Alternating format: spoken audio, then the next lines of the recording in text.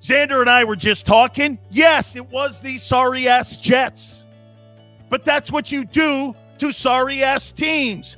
You run them over. You run them over. Okay? You absolutely run them over. That's what it's about. Run them over, folks. Run them over. And they did.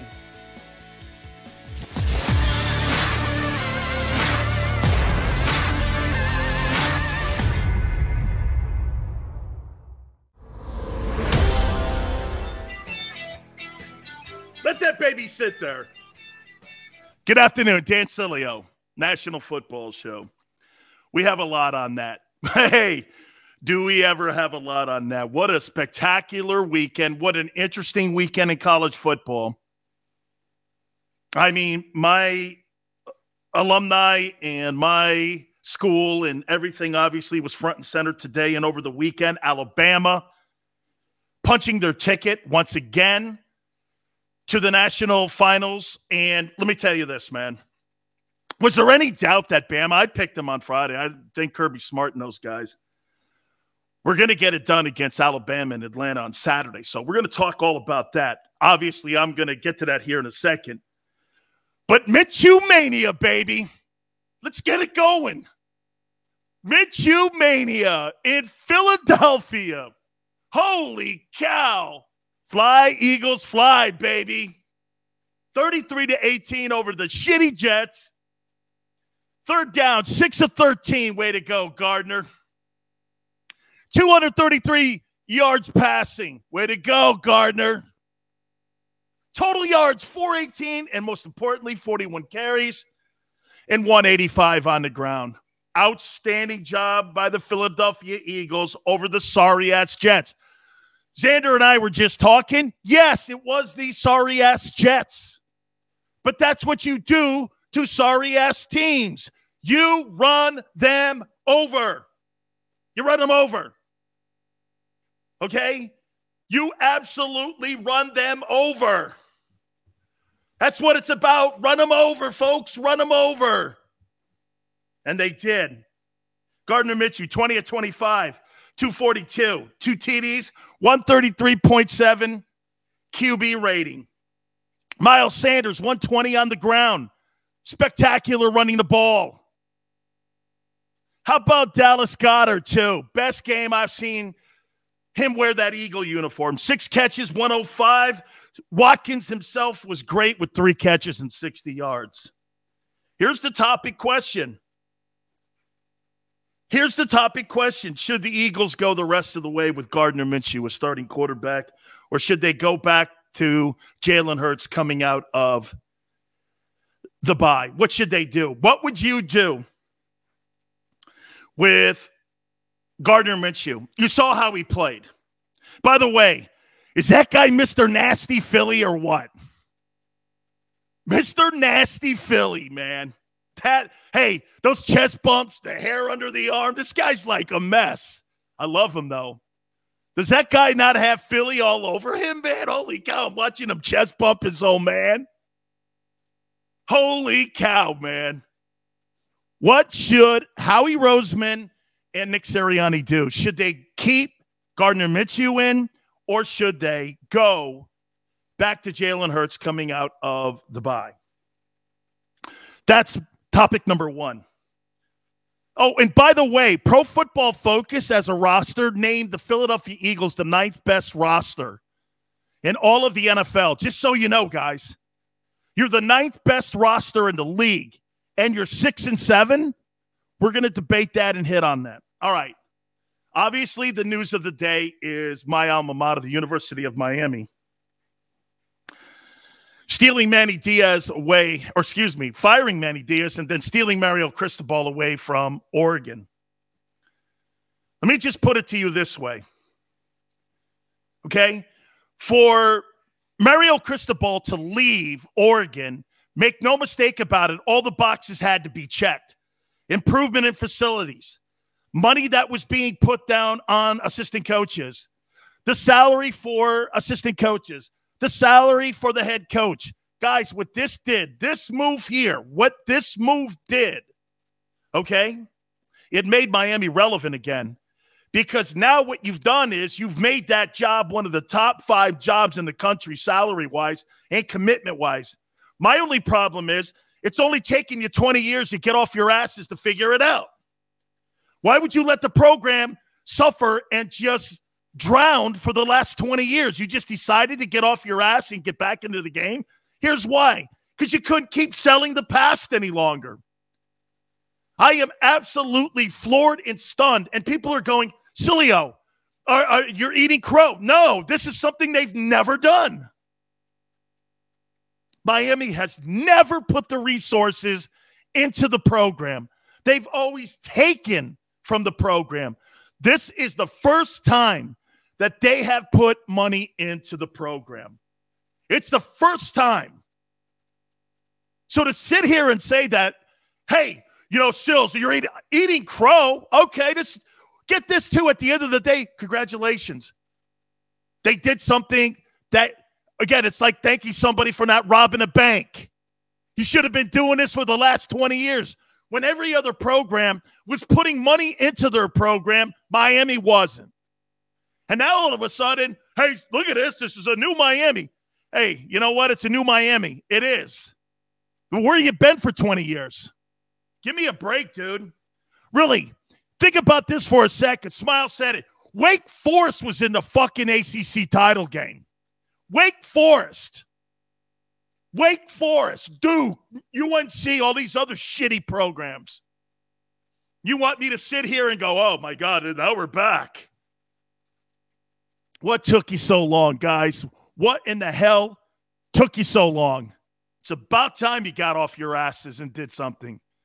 And what you did was you hired a guy who's going to institute discipline and who's also going to institute winning again. You're not going to see kids from South Florida leaving Miami and the area any longer. You're going to see kids wanting to play back at the U again.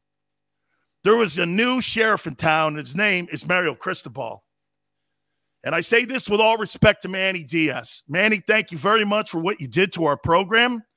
You put your heart and soul into it. It just didn't work out. Sometimes, look at like Brady Hoke. Brady Hoke went to Michigan. It didn't work out for him. Now, you know, he's in a pretty fair bowl game. He's at San Diego State. And sometimes it just doesn't work out for you. And that's exactly what happened here, okay? That's exactly what happened at the University of Miami. So it was a great day today for the U. They were able to get Mario signed, sealed, and delivered. I got a great text from him, by the way. I shared it with Xander, and he's stoked on being back at the University of Miami. All right.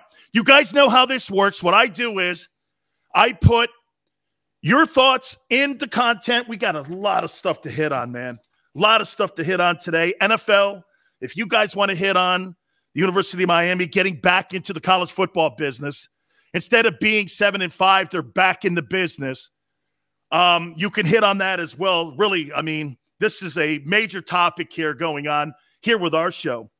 What should you do? Should you go back to Jalen Hurts or should you stick with Gardner Minshew? Did you like what you see? It was a completely different looking offense. Big game tonight. Bills and Patriots as well. It's going to tell us a lot about the Patriots. They got to beat that Bills team because I think the Bills roster is the best in the AFC East. All right. Guys, please do me a favor as you always do. Please hit that like button. You guys have been spectacular with me. We go back and forth. We start off with topic number 1, and that is, should the Eagles go back to Jalen Hurts after the bye, or should they stick with Gardner Minshew? I'm not sure I told you. I personally believe that they should stick with Gardner Minshew. Okay? They should stick with Gardner Minshew. Gardner Minshew made that offense look completely different. Muhammad says, back to Hurts. Tone, appreciate it, brother. Thanks for coming in. Just Mike says, what's up, Big Sills? Michael says, love the show. I hope you're here for next season. I'm not going anywhere, man. What are you guys kidding me? Hugh says, yeah, you know what? Let's take a straw poll on what you guys think. Can we do that? I'm gonna write down Minshew. See him chest pumping his old man. or Hurts? Let's take an unscientific, poll here. Easy money. Minshew will lead us. Easy money. Hurts 0-4 divisional games.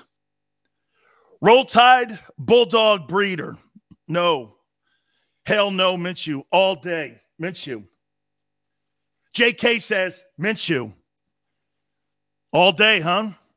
Charles says, another season. We love to hear it, Dan. Thank you. All good, man. We're not going anywhere. A lot of people have found us, though. I will say this. Some folks at Spotify have really made some really nice conversation with us. It's really nice.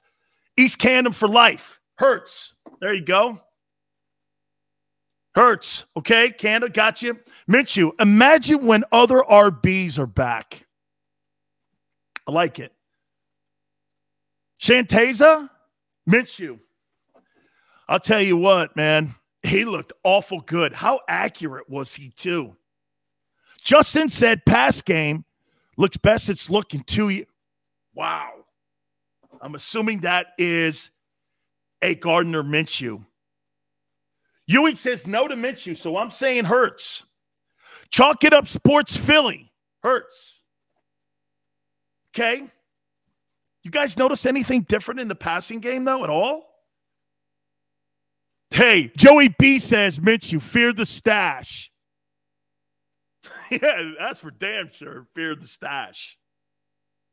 Fear the stash. Oh, real quick. Gary Cobb, Fox 29, bottom of the hour. I'll ask Gary the same question I'm asking you. Also, movie director, Billy Corben, the man who directed the U1, 2, Cocaine Cowboys, Limelight, Broke.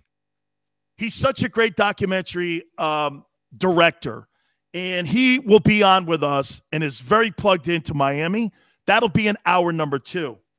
So we have one of the best documentary directors in the country on. See all of his work on ESPN as well, and HBO and Showtime. Billy Corben will join us in hour number 2. We will have his thoughts on what's going on. He's also on Miami Hurricane. David says, I don't really care. Okay. Easy Money says, scored every drive. 20 of 25. 133. Joey B says, Cocaine Cowboys. Awesome Netflix show. Dude, I was down there for some of that. It's one of the best documentaries there is out there. It's the story of how cocaine came to the United States. And Billy By the way, you want to know something too, Joey? I helped him get some of the footage for Limelight. He needed some New York City footage, so I called WPIX up in New York for him, and I got some VO for him to put into the movie Limelight, and he really appreciated it. I put him in touch with somebody up there. Old Cole says, we can't evaluate Minshew playing that sorry-ass Jets D. Yeah, but did it just the team look better? Did it the passing game? It just looked like a completely different game. And by the way, Dallas Goedert was a factor for the first time all year. Dallas Goedert has not been a factor with Jalen behind center. He put Minshew behind center, did Sirianni. Dallas Goedert was his best game as an Eagle. You know what, too? Think about this, for instance. That right there, okay? Getting Dallas Goedert going. Don't you guys think that was also evident that he was almost unstoppable? He did finally get involved. Hugh Harper says, who wrote cocaine around my head, my brain? I believe that was Eric Clapton. Charles, I hope we don't make a foolhardy decision to keep Hurts at the detriment of the team because of what happened with Wentz. I am a Hurts supporter, by the way. Just worried. Get it. Understand it. Chalk it up, Sports Philly says he threw too many dink and dunk passes, though, for me to sit there and give him a thumbs up. Charles says Minshew could help in the development of Devontae and Goddard. Absolutely. Hey, by the way, let me throw this out there on the defense too. I thought the defense wobbled a little bit in the first half, but I thought they played great football in the second half. I thought the Eagles were special in the second half. By the way, that guy, Zach Wilson, really? Like, what are you seeing? Hurts versus Chargers, Falcons, Broncos was more impressive than Minshew yesterday. That's a great take, Tone. That's a fair take. That's a fair take. So you're suggesting then they go back to Jalen. Williams says Minshew didn't even get it to Smith, but 4 times. Jackson Brown was the writer? Okay, cool. Devontae Smith was invisible. Yeah, but Dallas, okay. But Dallas Goedert's the guy you just gave all the money to, too. Yoda Black, the Eagles defense looked good once Nelson went down. He was getting picked on. I tell you what, man, they were going back and forth and kind of ping-pong that a little bit. I was a little worried about the defense keeping them in it, but second half, I thought they really took control of that football game in the second half. Old Cole says offense looked good. He was pre-reading the D and going with that as initial read. He was really good in making his progressions. 133.7 QBR rating was damn good, man. I mean, that was one of the tops of the week, if I'm not mistaken. Chalk It Up Sports Philly says, it's funny how we forget how good Hurts has been. You know, those games. No. I think Tone and you are onto something here. Okay? I don't think you guys are wrong. I think you guys have every right to throw that out there, and I think that's fair criticism. That Jalen Reagor guy, man, holy cow. How is he on a fucking NFL roster? I mean it. How is that guy on a roster? He is so bad. That guy couldn't make a Canadian Football League roster. Dude, he is terrible. No confidence whatsoever, man. And they roll him out there like that. It's embarrassing. It is absolutely embarrassing. Wow. Embarrassing. Old Cole says Watkins finally, what did he have in the game? I got the numbers here. 3 for 60. Toe tapper on the side too. Man, I like him. I really like him. I like him a lot. Yoda Black says, I was at the Denver game and Hurts was absolutely destroying the Broncos through the air and ground. Hey, man, guys,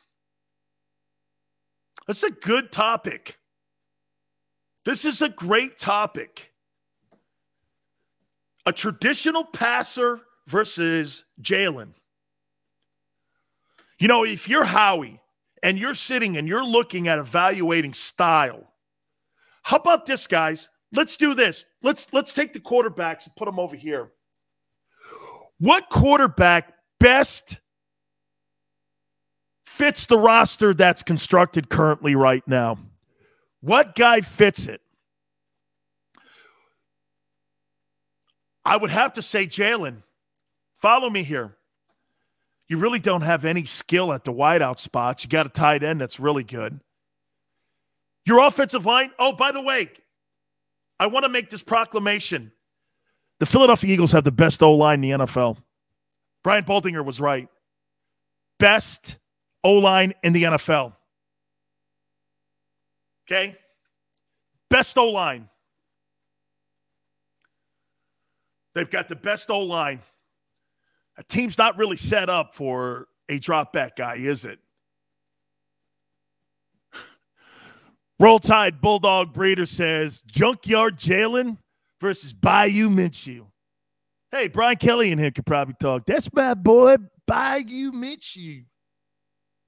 Alexander, that Eagle O-line is killing it. It is the best O-line in the NFL, man. Hey, Matt says Malata and Dickerson are nasty. Dude, let me put it to you here. You may have two dudes sitting on that side of the football on the left side for the next 15 years. They may look like Shell and Upshaw after a while. Okay? That's a hell of an O-line. Yoda Black, I agree. They are just moving it. And remember what I said also on Friday? I do not want to see the Philadelphia Eagles with more passing attempts than rushing attempts. And they lived up to my proclamation. 41 rushes. What was Gardner in this thing here? He had 25 attempts. That's gosh dang perfect. Jeff Stoutland is such an amazing coach. I don't know how many times he won that Joe Moore Award when he was at Alabama.